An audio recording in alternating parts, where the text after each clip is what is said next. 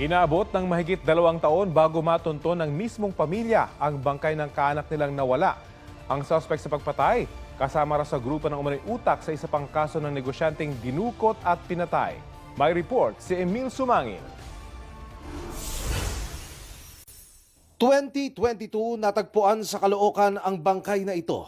May duct tape sa muka, gapos sa mga kamay, tadtad ng sugat at may nakapalupot na tila pinangsakal. Nakita ko lang yung paa. Yung pagkakita ko po ng paa, nagtatakbo na po ako kasi takot na po ako talaga. Matapos ang mahigit 2 taon, tukoy na kung sino siya. Si Noel Gonzaga, 29 years old. Mismong pamilyang naghahanap sa kanya ang tumukoy sa labi ng puntahan sa punerarya. Mrs. kayo ho mag-confirm, sir. Siya ho yun, yung hinahanap. Kuya, yan po yung suot niya nung nawala siya. Suspect sa pagpatay si Elias Noli, kaklase at kaibigan ng biktima.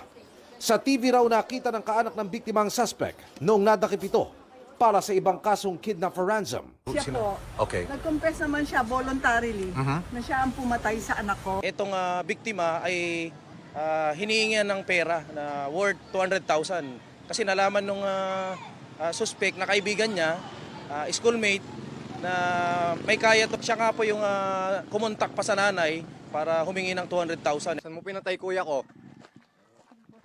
Sumagot ka!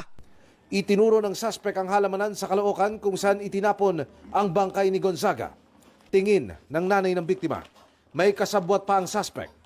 Ayon sa QCPD, kasama si Elias Noli sa grupo ng naarestong umano'y mastermind sa hiwalay na pagdukot at pagpatay sa isang negosyanteng isinilid sa drum bago ilibing. Sila rin po yung mga involved sa pagpatay dun sa businessman.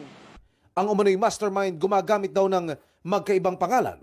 Pero ang dating aktres na si Rochelle Barameda, kumbinsidong siya rin ang taong iniugnay noon sa pagpatay sa kapatid na si Ruby Rose Barameda. Pag napatunayan natin, supplement tayo sa piskalya. Pwede rin natin siyang kasuhan ng yun nga po, yung pagtatago ng pangalan.